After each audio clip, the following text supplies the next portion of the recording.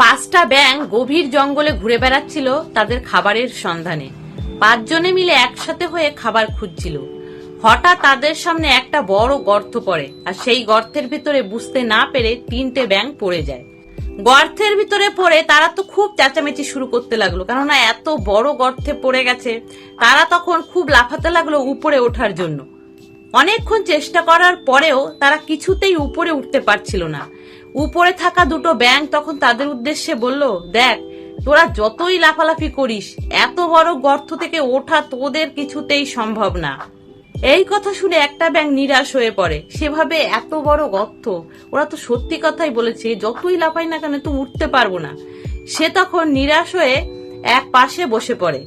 আর যে 2টো ব্যাঙ আছে তারা তখনও লাফাতে থাকে এবং জোরে জোরে আরো জোরে জোরে লাফ দিতে থাকে।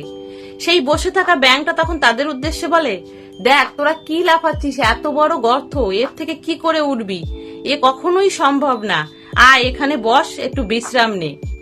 উপরে থাকা ব্যাঙগুলো তখন তার সাথে বলতে থাকে, হ্যাঁ রে, যতই চেষ্টা করিস এত বড় গর্ত থেকে কখনো উঠতে পারবি না। এই কথা শুনে দ্বিতীয় ব্যাঙটাও নিরাশ হয়ে পড়ে। সেভাবে তাই তো, এত বড় গর্ত থেকে এত জোরে জোরে লাফ দিচ্ছি, তাও তো উঠতে পারছি না, ওঠা সম্ভব না। সেও তখন ওই ব্যাঙটার পাশে গিয়ে, যে প্রথমে যে ব্যাঙটা বসে পড়েছিল তার পাশে গিয়ে বসে পড়লো।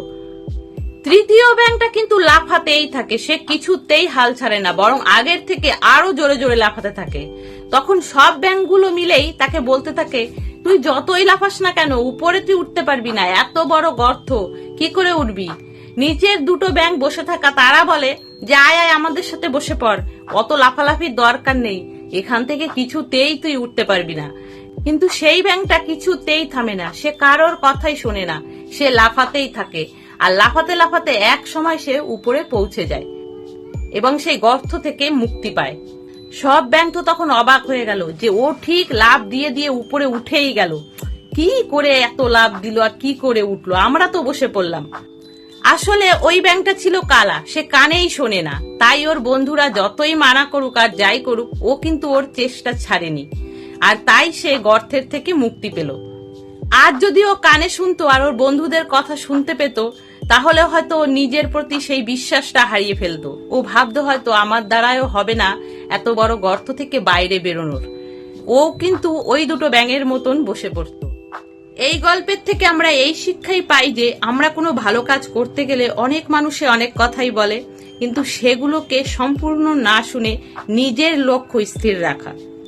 তুমি কোনো ভালো কাজ করলেও লোকে বলবে, আর না করলেও লোকে বলবে। লোকের কাজ হচ্ছে কথা বলা। আমাদের সব থেকে বড় রোগ কি বলবে লোক। তাই কারোর কথায় কান না দিয়ে তুমি যে ভালো কাজটা করছো, তোমার লক্ষ্য স্থির রেখে সেটাই করে যাও। তাহলে বন্ধুরা, আজকের এই ভিডিওটা যদি ভালো লাগে তাহলে প্লিজ লাইক করে দিও, সাথে কমেন্টও করো। সকলে ভালো থেকো, সুস্থ থেকো।